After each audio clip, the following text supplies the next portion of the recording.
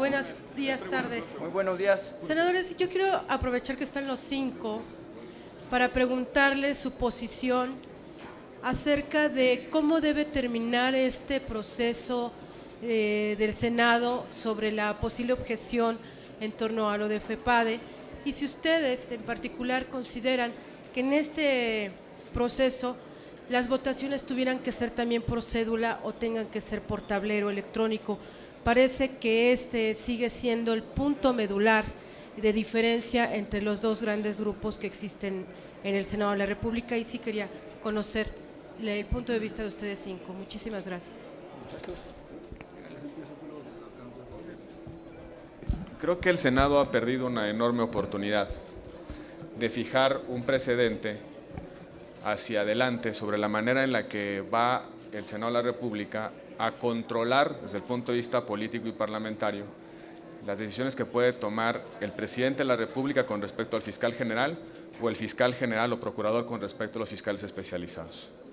Y esta oportunidad es relevante porque la objeción, el mecanismo de objeción, se introdujo en la reforma política del 2014 como una garantía de independencia y autonomía de los fiscales autónomos que habíamos creado en esa reforma.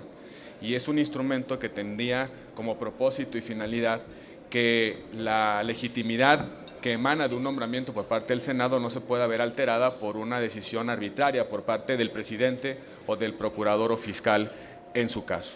Y más allá de la discusión sobre el sistema de votación, lo que debimos de haber hecho es crear un procedimiento que le diera total apertura, transparencia, que permitiera una discusión abierta sobre las razones que motivaron la remoción y también sobre los efectos de la posible restitución. Creemos que el Senado ha perdido esa oportunidad de fijar ese precedente hacia adelante. Y en ese precedente es valioso fundamentalmente la discusión, el tipo de discusión y también la forma en la que se va a encauzar ese procedimiento y la forma en la que será su desenlace. Nosotros siempre dijimos que lo más sano es que el trámite de la objeción se ventilara en el Pleno, que fuese un debate en el Pleno donde todos los legisladores, los 128 senadoras y senadores, pudieran hacer preguntas directas a tanto el autor de la remoción como la persona que ha sido removida, y que ese procedimiento fuese lo suficientemente exhaustivo para formar el juicio de los legisladores, formar el juicio sobre una mayoría que puede decidir sobre la restitución o no. Y en el caso transitorio de la Fiscalía de Delitos Electorales, aquí basta una mayoría, pero el mecanismo constitucional para restituir a un fiscal de puesto es una mayoría calificada, no se nos olvide. Y también tenemos que pensar en todos los efectos que puede tener este precedente. ¿Vamos a transitar hacia elegir fiscal general a votación abierta? Ya pasó en Nayarit. En Nayarit, un fiscal claramente coludido con el crimen organizado logró 2 extensiones de su mandato, gracias al miedo que logró infundir ese fiscal entre los legisladores y entre la sociedad entera. Después nos enteramos que era parte del crimen organizado. Lo que debemos hacer es una reflexión profunda del modelo de control político que debemos de tener precisamente para avanzar la autonomía y la independencia. En lugar de andar tomando tribunas y en lugar de andar haciendo y arrastrando los pies en esta discusión, debemos construir un procedimiento que sirva de precedente valioso para ejercer una atribución de control político que le dio la Constitución al Senado de la República con respecto a la autonomía. Y en lugar de debates estériles entre fuerzas que simplemente están jugando a las vencidas y no están pensando en el precedente. Creemos que lo valioso es de una vez preconfigurar la forma en la que se va a ejercer la objeción y meterla en la ley orgánica de la Fiscalía General, porque de eso se trata esta discusión, no ver quién gana y quién pierde. Desde mi perspectiva, lo digo a título personal, desde mi perspectiva, quien ya nos quedó a deber es el fiscal Nieto, porque en 48 horas declinó de haber activado al Senado de la República para ejercer una facultad de control con respecto al Ejecutivo en esa etapa de transición. dijo, ya no me interesa, ya no hay condiciones, ahí nos vemos. Y eso, de alguna manera, deja al Senado muy mal parado y nos deja, sobre todo, sin la oportunidad de construir un buen precedente hacia adelante. Las razones las habrá tenido, yo lamento que no haya tenido lo suficiente arrojo y el suficiente valor para decir qué pasó y por qué, en lugar de simplemente tirar la toalla en un lamentable, muy lamentable oficio en el cual le dice al Senado, ya no tengo condiciones para regresar, ahí ustedes decidan lo que quieran. Pero en este escenario, ¿qué es lo que queda? El Senado ya no puede obligarlo a que regrese. ¿Cómo queda este proceso abierto? ¿Cómo tiene que cerrarse? ¿Y cuándo se tiene que dar el siguiente paso, más allá del cambio legislativo? También está el nombramiento del próximo fiscal. Los tiempos, ustedes, desde el punto de vista de ustedes, esos tiempos y esos procedimientos. Entiendo que la Junta de Coordinación Política está discutiendo este tema y nosotros somos respetuosos de la decisión que tome la Junta de Coordinación y cuando se vaya al Pleno tomaremos la decisión que corresponda en términos de debate, en términos de posición de voto. Ahora, es bien importante ya ponernos a hablar del siguiente paso. ¿México se merece estar sin fiscales? ¿Sin el general? ¿Sin el anticorrupción? ¿Sin el electoral? Estamos obligados por ley que en caso de vacante de la Fiscalía de Delitos Electorales tenemos que nombrar un nuevo fiscal, lo tiene que nombrar el Senado de la República, porque en el régimen transitorio, mientras no haya fiscal general, el Senado nombra por mayoría calificada de 2/3, exactamente de la misma manera en la que nombramos al fiscal, al entonces fiscal Nieto. Debemos estar pensando ya en el siguiente paso, porque cada minuto que pasa sin fiscal de delitos electorales se cometen ilícitos electorales que quedan sin castigo. Ya estamos en proceso electoral y lo que debiera estar plenamente acreditado es que las tres instituciones que sirven para el arbitraje electoral, el INE, el Tribunal Electoral y la Fiscalía de Delitos Electorales están en pleno funcionamiento y con un titular fuerte, echado para adelante y sobre todo garantizando la legalidad en esta competencia electoral.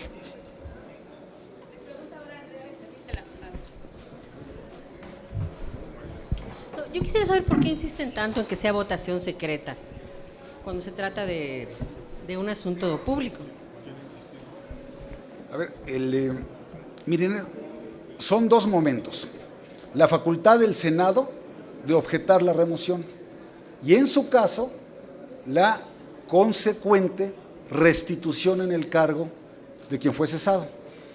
Como bien decía Roberto Gil, el fiscal Nieto ha renunciado, ha declinado a la posibilidad de ser restituido en el cargo. Pero eso no significa que no tengamos derecho nosotros a ejercer la facultad de objeción respecto de un ejercicio quizás inadecuado a cargo del encargado de la Procuraduría General de la República. Entonces, en ese sentido es, por un lado, conocer qué pasó, por eso era importante la presencia de ambos aquí, porque al conocer qué pasó, entonces nosotros podemos fijar un criterio, tener más elementos de conciencia y en libertad poder decidir si se objeta o no se objeta dicha remoción. Ahora, el efecto de la objeción sería la restitución, pero quien podría ser beneficiado con esa restitución ya dijo que no quiere, como indicó Roberto Gil. Pero eso no significa que se cancele la posibilidad del Senado de conocer qué pasó y de, en su caso, objetar. Y si eso fuera, ya no hay ninguna razón para que el voto sea secreto, porque el voto sería secreto cuando vas a hacer un nombramiento por cédula, pero si ya no va a haber tal nombramiento o restitución, ya no tiene razón de ser el voto secreto. Esa es mi opinión, como abogado, como senador. Ahora, déjenme hacer otra reflexión, junto con lo que decía Roberto Gil. Lo que tenemos ahora en este precedente es que es más poderoso quien te puede correr a quien te nombra. Porque ¿de qué sirvió que el Senado de la República, por el voto de las 2/3 partes, aquí fue prácticamente unanimidad, creo que fue un voto solamente en contra, para que un encargado de despacho, aduciendo solamente violaciones a un código de conducta interno, con la mano en la cintura despida a un fiscal especializado para delitos electorales? ¿Sí? Entonces lo que debería haber es un arreglo institucional que blinde estos nombramientos para que no pueda ser el presidente de la República el que despida al fiscal general, ni sea el fiscal general el que despida a los fiscales especializados. Y en todo caso, quien los pueda nombrar y remover por causa grave sea el propio Senado de la República. Eso sí sería autónomo, y también le daría autonomía el que no dependa presupuestalmente ni con los demás recursos humanos, financieros, materiales, tecnológicos, agentes del Ministerio Público, peritos, etcétera, ¿sí? Que no dependa de la voluntad del fiscal general para que puedan trabajar las fiscalías especializadas. Me parece, como dice Roberto Gil, que es momento de dar el siguiente paso, dejarnos de necedades, de aquí maratónicas discusiones, discursos, algunos francamente lamentables, majaderos, otros plagados de ignorancia, y que estamos perdiendo tiempo valiosísimo en este Senado de la República, en esta legislatura. Quisiera preguntarle al senador Cordero, si ya no se llega a un acuerdo hoy, ¿podrían después ya citar a comparecer al encargado de despacho de la PGR, aunque ya no fuera para objetar el procedimiento? Bueno, por supuesto que el Pleno del Senado de la República podría convocar, invitar a una reunión de trabajo a cualquier servidor público, en este caso al procurador en funciones, por supuesto que lo podría hacer. No necesariamente tiene que ser en el marco de esta objeción, sino en cualquier momento podemos invitarlo a una reunión de trabajo, pues para pedirle cuentas y parecer de lo que está pasando en la Procuraduría, por supuesto que sí. Y también quisiera saber si la mesa directiva puede lanzar la convocatoria para nombrar al titular de la FEPADE, dado que la oposición, PAN, PRD y PT Morena lo están condicionando a que primero se solucione este asunto del ex fiscal Nieto. Nosotros, la mesa directiva es muy respetuosa de las facultades y atribuciones de la Junta de Coordinación Política. La convocatoria para buscar al nuevo fiscal especial de delitos electorales le corresponde a la Junta de Coordinación Política. Nosotros somos respetuosos, sí exhortamos a que se abra la convocatoria lo más rápido posible, no tenemos tiempo que perder, el tiempo está encima, el proceso electoral está encima, y yo invito a que se pongan de acuerdo en la Junta para sacar lo más pronto posible la convocatoria. La última pregunta es de Selene Ávila, de ADN 40. Hola, gracias, buenas tardes. Dentro de asumir los costos políticos, ¿cuál sería el menor? ¿Dejar al interino, que es Alejandro Porte Petit, que era el director jurídico de FEPADE, como fiscal? O sí emitir la convocatoria y buscar uno nuevo, pero así como se ve la construcción de los acuerdos o la falta de construcción de los mismos, ¿no le pega mucho más al Senado si no logran ponerse de acuerdo, insistir en un fiscal, que no lo logren, deslegitimar más, vulnerar más que dejar al interino? Y la otra es, ¿qué hacemos con el encargado de despacho? ¿Lo van a dejar ahí o el Senado estaría también empujando porque antes de la elección tengamos un procurador palomeado por el Senado de la República? Y por último, en esta ruta, ¿no ven? Pues más fácil, ya se atraviesa el Día de Muertos, el puente, y pues ya vence el plazo legal para el tema del exfiscal. Gracias. Yo creo que aquí los costos son altísimos para el país, y esto versa alrededor de lo mismo. Seguimos centrados y perdiendo el tiempo en las formas y no hemos podido entrar a ver el fondo.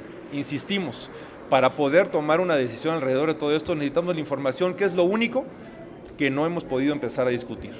Si es voto secreto, que si uno de los extremos que dice que es un voto razonado, otro que dice que es un voto en lo oscurito, esas son formas. El voto secreto es finalmente un derecho, no una obligación. Entonces, en lugar de seguir discutiendo los dos momentos, como bien decía el senador Lozano, primero podemos pues analizar toda la información y con eso poder determinar un procedimiento para ver qué sigue. Pero mientras no tengamos la información, seguimos atorados en esto, y el país está asumiendo un costo muy alto, porque estos tres fiscales que nos hacen falta, porque no nada más es uno, pues tiene enormes repercusiones para el país para el próximo año. ¿Y para ahorita?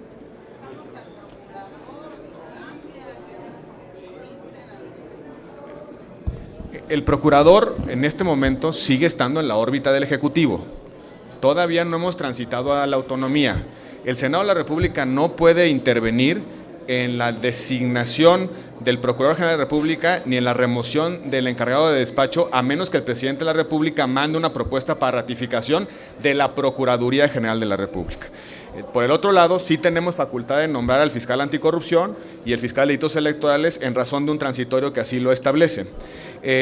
Lo razonable, lo sensato, lo positivo para el país es que nos pusiéramos ya de acuerdo para diseñar una Fiscalía General ir a los nombramientos no por 6 o 7 meses o un año de anticorrupción y delitos electorales, sino ya para un ejercicio de mayor amplitud en términos de tiempo, y también resolver el tema de un buen modelo de Fiscalía General para el país, que resuelva temas como delincuencia organizada, como independencia de servicios periciales, la relación con la policía, el servicio profesional de carrera, etcétera, etcétera, etcétera, y también la interlocución e interacción con las fiscalías estatales. Esa es una discusión que es la discusión de fondo. Estamos perdiendo tiempo y el país está en la peor circunstancia. No tenemos procurador, no tenemos fiscales, no tenemos tribunales anticorrupción, ya violamos todos los plazos habidos y por haber. ¿Y saben a qué se debe esta situación? ¿Cuál es la única explicación a este estado de cosas? Que ha fracasado la política en el Senado de la República. A base de rupturas de quórum y de toma de tribunas, no vamos a construir un modelo razonable de fiscalía y no vamos a nombrar fiscales. La única manera de resolver la fiscalía y nombrar fiscales es a través del diálogo y la negociación política. A base de juego de vencidas no van a surgir como los hongos en de la tierra los fiscales. La única manera de hacerlo es con ejercicios de política. Y mientras no estén dispuestos a sentarse a hacer política, el país no va a tener las soluciones que está demandando nuestra sociedad. Gracias. Muchísimas gracias. Gracias.